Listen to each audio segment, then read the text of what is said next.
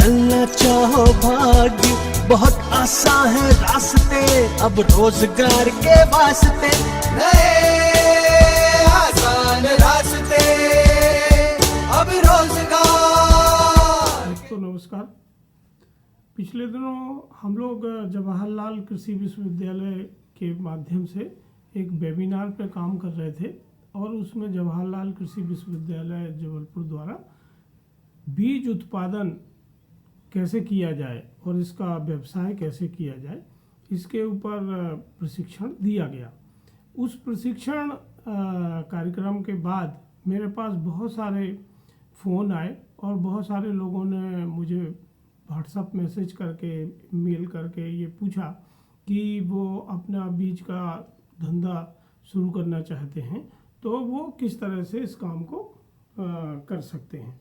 तो देखिए, जब भी हमें बीज का काम करना है तो ये किसानों के लिए एक बहुत लाभकारी काम है और इसका फ़ायदा ये है कि किसान ऑलरेडी वो गन्ने की पैदावार कर रहे हैं। जैसे हम गेहूं की खेती कर रहे हैं या सोयाबीन की खेती कर रहे हैं, अब हम गेहूं या सोयाबीन का बीज उत्पादन करते हैं तो हमें अपना काम नहीं बदलना है। हमारा काम वही है जो हम कर रहे हैं, केवल उसको थोड़ा व्यवस्थित तरीके से अगर हम करते हैं तो हम 300-350 रुपये कुंटल अधिक कमा सकते हैं। अगर हम अपना खुद का ब्रांड बनाना चाहें तो हम और ज़्यादा प्रॉफिट उसमें कमा सकते हैं। तो इस काम को करने के लिए हमें क्या करना है और किस तरह से हम ये काम शुरू कर सकते हैं। तो जो किसान भाई इस काम को करना चाहते हैं या जो दूसरे हमारे युवा साथी हैं जो गांव में अपना बिजनेस शुरू करना चाहते हैं, वो बीज का बिजनेस शुरू कर सकते हैं। ये बीज का बिजनेस करने के लिए दो तरीके होते हैं, इसको हमें पहले समझ लेना होगा। एक तरीका ये है कि जो ऑलरेडी कंपनियां बीज का काम कर रही हैं उनसे हम अपना अनुबंध कर लें और उनके लिए हम उत्पादक के तौर पर काम करें। जो साथी ज़्यादा समूह के लोगों को जोड़ सकते हैं वो उसमें एग्रीगेटर का काम कर सकते हैं। वो उनके लिए समन्वयक का काम कर सकते हैं जो उन किसानों को रजिस्टर करेंगे और उनके साथ कंपनियों के साथ जो बीज उत्पादन कंपनी है उनके साथ वो अनुबंध करें और उस अनुबंध में किसानों को उन कंपनियों से बीज मिलेगा तो वो उनको आधार सीड दे रहे हैं या C1 दे रहे हैं, C2 दे रहे हैं या C3, कौन सी क्वालिटी का बीज दे रहे हैं वो बीज उनको मिलेगा। इन किसानों को केवल जो बीज प्रमाणीकरण संस्था का जिला का कार्यालय है वहाँ पंजीकृत कराना होगा। तो उसमें उनके खसरे की नकल, ऋण पुस्तिका और कितनी ज़मीन में वो बीज प्रमाणीकरण करना चाहते हैं, उनके फ़ोटो, आधार कार्ड नंबर, फ़ोन नंबर, ये सब उनको जानकारी वहाँ देना होती है। तो जो बीज उत्पादक कंपनियां हैं उनके जो फील्ड स्टाफ होते हैं वही किसानों को पंजीकरण में मदद करती हैं और वो पूरी प्रक्रिया किसानों को समझा देते हैं। और जो बीज प्रमाणीकरण संस्था का इंस्पेक्टर होते हैं वो सामान्यतः 4 बार खेत पे आके आपका निरीक्षण करते हैं और अगर आप नियमानुसार उत्पादन कर रहे हैं तो बीज प्रमाणीकरण संस्था आपके बीज को बीज उत्पादक कंपनी को देने के लिए प्रमाणित कर देती है। तो इसमें आपको जो मंडी में बेस्ट क्वालिटी का रेट होता है वो रेट मिलता है और इसके ऊपर बीज उत्पादन का प्रीमियम मिलता है जो 250 से लेके 350-400 रुपये तक हो सकता है। वो आपके अनुबंध के ऊपर निर्भर करेगा। तो इसमें आपका कोई खर्चा नहीं है, आपको कोई अतिरिक्त काम नहीं करना है और आपकी आमदनी बढ़ सकती है। और जो लोग इसमें एग्रीगेटर का काम करना चाहते हैं, जो उत्पादक को इकट्ठा करना चाहते हैं, उनको भी बीज उत्पादन कंपनियां कमीशन देती हैं ताकि उनकी जो मेहनत है उसका लाभ उनको मिल सके। दूसरा होता है कि हम खुद अपना बीज बना के बेचना चाहते हैं। तो अगर हम खुद अपना बीज बना के बेचना चाहते हैं तो इसके दो व्यवस्थाएं हो सकती हैं। या तो हम बीज कोऑपरेटिव बना लें अपनी, जो राज्य का सहकारिता कानून है उसमें बीज सहकारी समिति बनाने का प्रावधान है। तो जो जिले में जिला पंजीयक होते हैं सहकारिता के, उनके ऑफिस में आपको पंजीकरण कराना होता है और वो बीज सहकारी समिति का पंजीकरण कराने के पश्चात आप काम कर सकते हैं। तो सामान्यतः उसमें कम से कम 11 सदस्य आपको रखना पड़ेंगे और वो सदस्य बीज उत्पादक समिति के नाम पे काम कर सकते हैं। दूसरा जो व्यवस्था है वो है फार्मर प्रोड्यूसर कंपनी एक्ट में जो अमेंडमेंट हुआ है उसके बाद किसान जो उत्पादक हैं वो अपनी उत्पादक कंपनी बना सकते हैं। इसमें भी कम से कम 11 लोग चाहिए और 5 डायरेक्टर चाहिए और इसका पंजीयन जो है वो ROC में होता है, रजिस्ट्रार ऑफ कंपनीज का जो ऑफिस राज्य में होता है वहाँ कंपनी का रजिस्ट्रेशन होता है। और ये चूँकि कंपनी के तहत रजिस्टर होता है इसलिए राज्य सरकार का कोई इंटरफियर इसमें नहीं होता है। तो इसके लिए जो ज़रूरी कागजात हैं, जो आपके प्रमोटर्स हैं और जो आपके डायरेक्टर बनने वाले हैं, उनका आपको DIN नंबर चाहिए, उनका आधार कार्ड होना चाहिए, उनका पैन कार्ड होना चाहिए, उनके पास मोबाइल नंबर हो ताकि उनकी पहचान हो सके। इसके बाद उनको फिर डिजिटल सिग्नेचर लेना पड़ते हैं, वो डिजिटल सिग्नेचर लेना पड़ेंगे और आपको कंपनी रजिस्टर हो जाएगी। तो कंपनी या कोऑपरेटिव आपको पंजीकरण कराना है तो ये निर्णय आपको लेना है कि आप कोऑपरेटिव रजिस्टर कराना चाहते हैं या आप कंपनी रजिस्टर कराना चाहते हैं।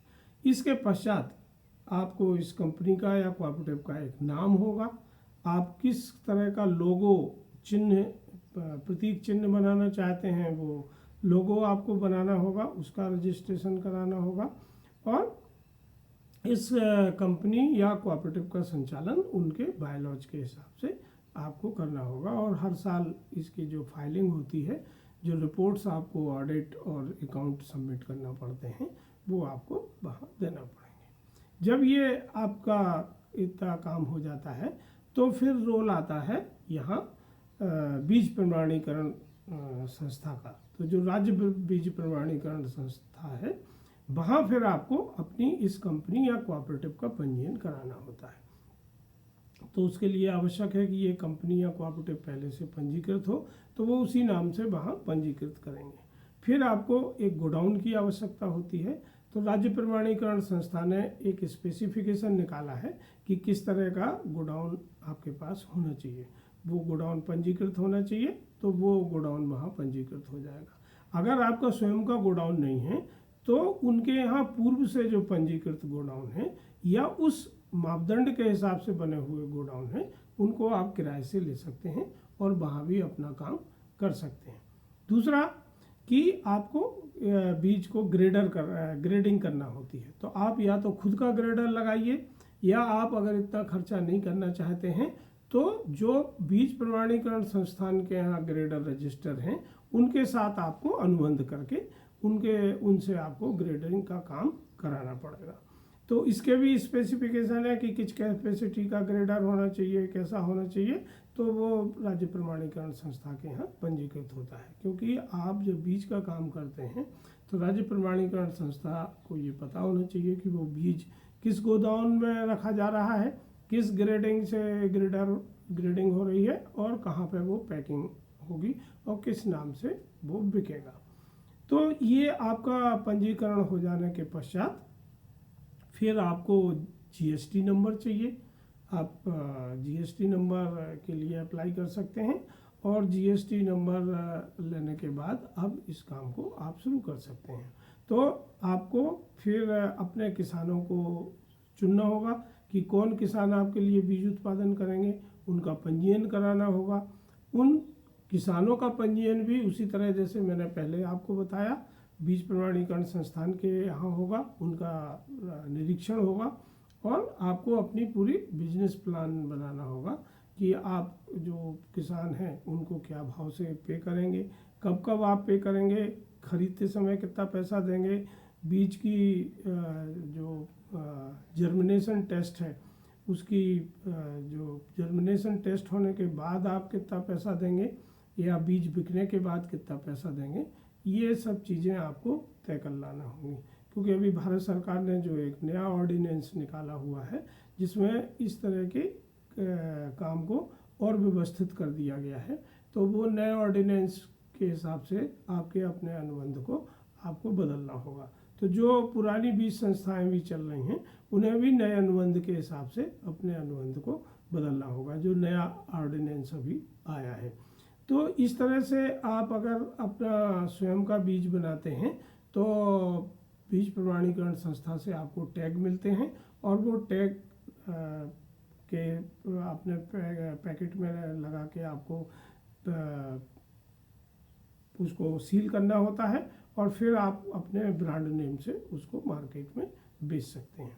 तो इस सब काम में अभी भी ई फसल बहुत सारे किसान साथियों को, बीज कोऑपरेटिव के लोगों को और प्रोड्यूसर कंपनियों को मदद कर रही है। कुछ प्राइवेट कंपनियां हैं जो हमारे साथ जुड़ी हुई हैं जिनके लिए हम बीज उत्पादन का काम करने में मदद करते हैं और उनके बीज को बेचने में भी मदद करते हैं। तो जब मैं गवर्नमेंट में भी था तो मैंने लगभग 12,000 से ऊपर सीड कोऑपरेटिव पंजीकृत करवाए थे और उसमें से आज बहुत सारी जो कोऑपरेटिव हैं वो अच्छा बिजनेस कर रहे हैं। और मैं जब बात करता हूँ या वो मुझे कभी फ़ोन करते हैं तो ये जान के बहुत खुशी होती है कि उन्होंने अपना बिजनेस लाखों तक बढ़ा लिया है। जो प्रोड्यूसर कंपनियां हम लोगों ने रजिस्टर की थी वो भी बीज उत्पादन का काम करती हैं और वो आज करोड़ों का बिजनेस करने की स्थिति में हैं और वो करोड़ों का बिजनेस कर रही हैं।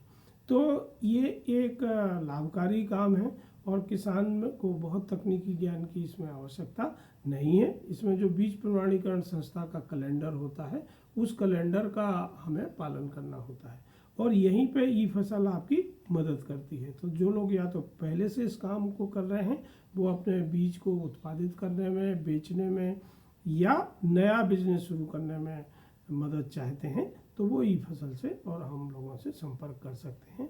हम उनको परामर्श देंगे और उनके बिजनेस को खड़ा करने में मदद करेंगे। धन्यवाद। ये मैं किसान भाइयों से कहूँगा कि उन्हें बाजार के हिसाब से अपने आप को बदलना है। जब तक वो बाजार के हिसाब से अपने आप को नहीं बदलते हैं तब तक उनकी आमदनी बढ़ने का कोई तरीका नहीं है। तो कृषि उत्पादन के साथ साथ आपको बाजारों के भी सब नियम कायदे समझना चाहिए कि कैसे आप अपने उसी उत्पाद को ज़्यादा कीमत पर बेच सकते हैं। धन्यवाद।